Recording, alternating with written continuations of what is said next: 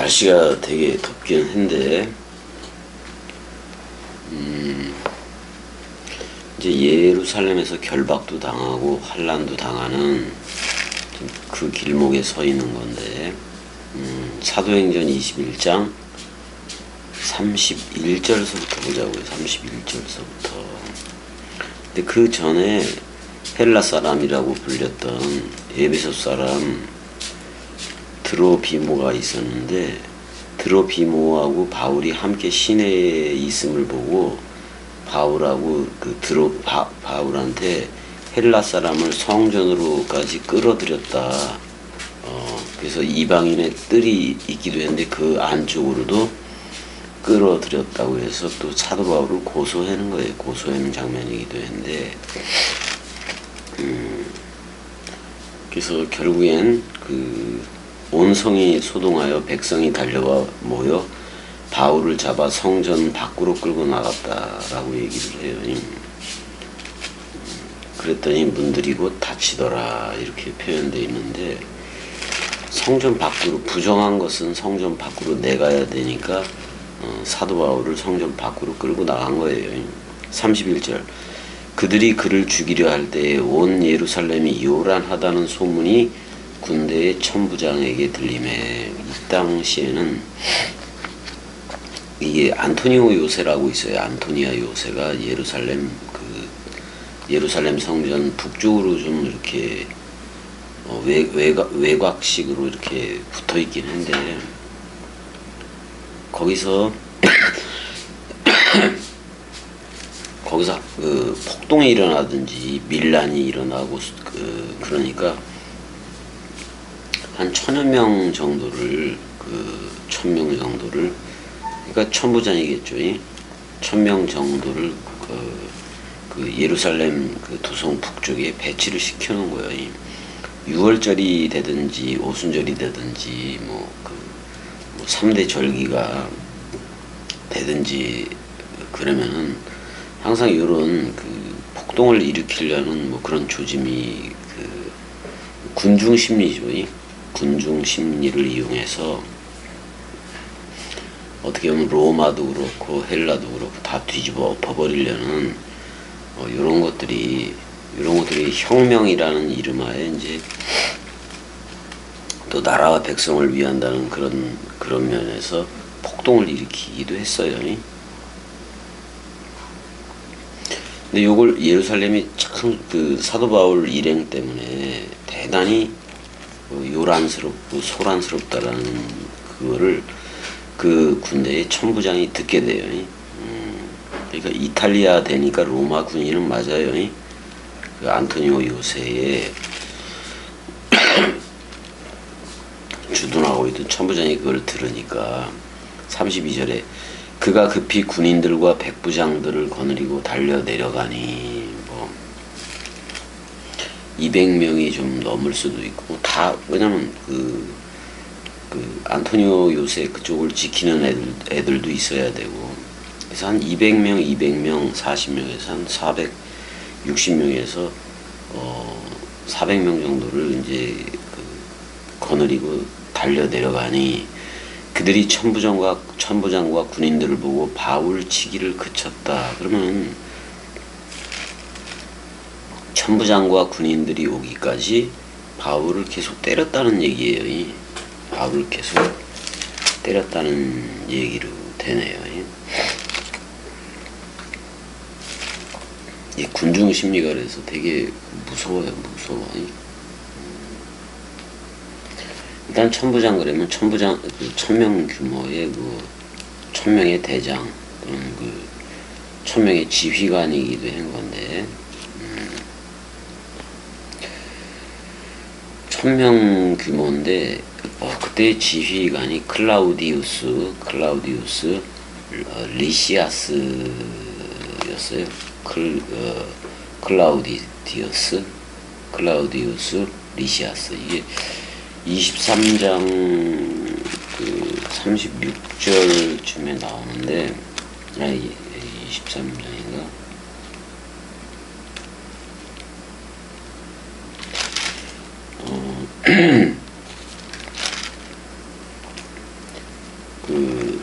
일단은 그 몇 장 몇 절에 나오는지 잘 모르겠네.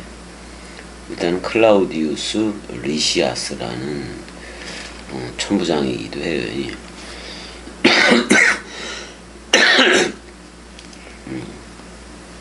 그래서 난폭한 동작이 일어난다든지 그 요란 소동이 일어나면 소란해지고 그러면 그냥 이 천부장이 개입을 하게 돼 있어요. 백부장들을 데리고. 근데 바울을 계속해서 이제 그 지금 때리고 있었다라는 표현으로 나와요, 지금이. 그 다음에 33절에 이에 천부장이 가까이 가서 바울을 잡아 두 쇠사슬로 결박하더라, 이렇게 나와요. 결박하라 명하고 그가 누구이며 그가 무슨 일을 하였느냐 물으니, 뭐 이렇게 이제 나오니, 34절 무리 가운데서 어떤 이는 이런 말로 어떤 이는 저런 말로 소리치거늘 천부장이 소동으로 말미암아 진상을 알 수가 없어서 그를 영내로 데려가라 명하니라. 그러니까 안토니아 요새 그 안으로 들어가라 명하니라, 이렇게 돼 있어요. 35절 바울이 층대에 이를 때에 무리의 폭행으로 말미암아 군사들에게 들려가니라고 돼 있네. 오히려 유대인 얘네들보다는 오히려 로마의 군대가 사도 바울을 보호하느니 그런 아이러니한 상황이 일어나기도 해네. 이 돌계단이기도 해요. 박석이라는 그것이기도 했는데 층계.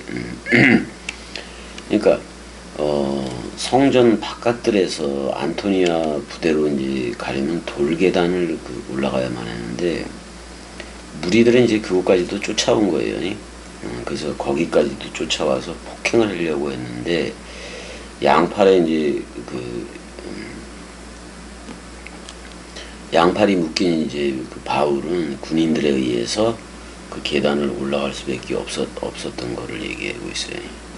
그러면서 이제 따라다니면서 없애라 그러는 거잖아, 지금이. 그래서 군사들에게 들려갔다라고 나와요.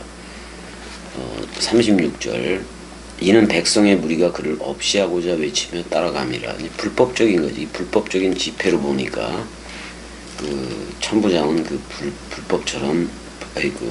불법적인 집회로 볼 수밖에 없으니까.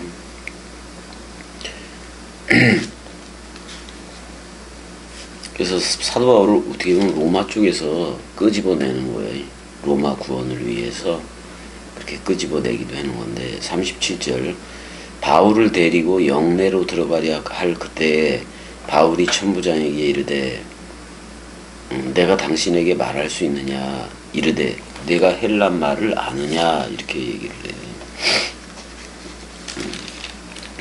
적어도 백성들하고 그때 그 당시에 사도 바울은 아마도 아람어식의 히브리어를 썼을 거예요. 아람어식의 히브리어를 썼을 거라고요. 일단 두 개의 쇠사슬로 묶였던 근데 묶일 것이 기다리고 있고 환란이 기다린다고도 성령이 그랬으니까 어떻게 보면 행복했었을 것 같아요. 이 와중에도 묶여가는 이 와중에도 복음을 전하겠다, 그런 말이잖아요.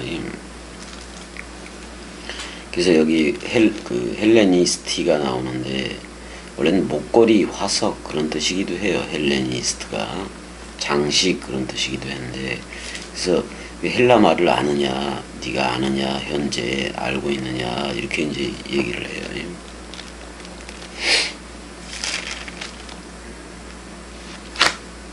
아마도 유창한 헬라어로 얘기를 하고 그랬을 거예요.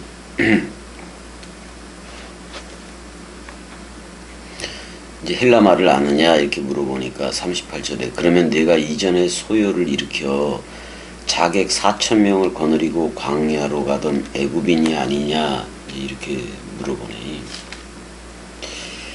이건 요세푸스의 얘기를 조금 들여다 봐야 되긴 해요. AD 54년쯤에 한 애굽인이 나타났다고 얘기를 해요. 스스로 자기를 예언자라고 부르고 그 사람을 따르던 신봉자가 한 3만 명 정도가 됐다고 얘기해요. 근데 그 중에 한 40명, 그 중에 4천 명은 그 중에 4천 명은 그 완전 군장, 그러니까 무장했던 거지, 무장이. 그러니까 그 애굽 사람은, 그 애굽 폭동가 그 지휘자는 예루살렘 성벽이 눈앞에서 파괴될 것이다 라고 말하고 진격을 하고 그랬어요. 근데 총독 벨릭스의 그 군인들에 의해서 400명이 다 죽었어요. 400명이 죽고 200명이 붙잡히게 됐어요. 200명이 붙잡히게 되고 나머지는 도망가기도 하고 그랬던 건데, 이게 어떻게 보면 국수주의자들이기도 해요. 근데 애굽인이잖아.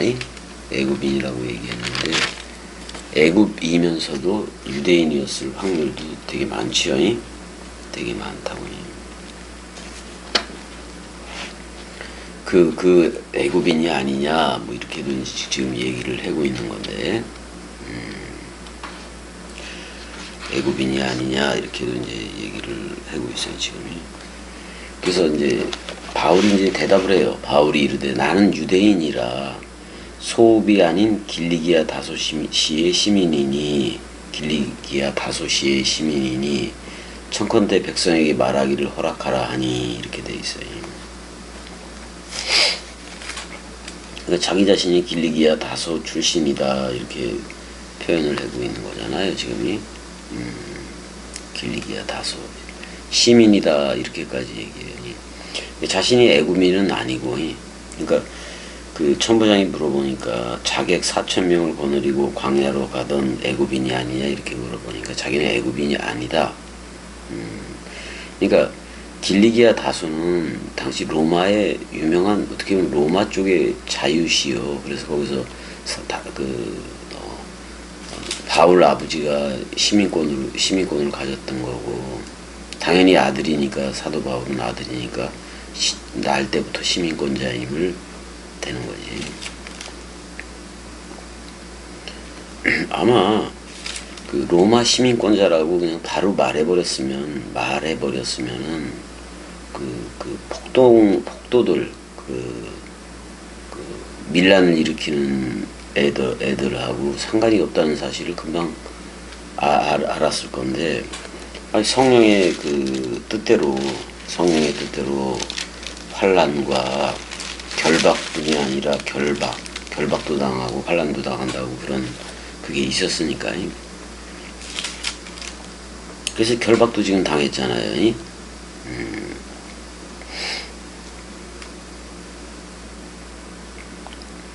일단 사도 바울은 그 이전에 페니키아식의 그 히브리어가 아니라 정방형 문자로 된 그 아람어화한 아람어적 히브리 방언을 사용했을 거라고. 그 다음에 이제 그 이외의 사람들은 헬라어, 코인의 헬라어 그거를 사용할 수밖에 없었던 거고, 그래서 왜냐면 공통 언어니까. 코이네라는 말이 공통이라는 말이에요. 이 코이네 헬라어. 공통적으로 로마도 그걸 쓰기도 하고, 사실 라틴어도 쓰지만,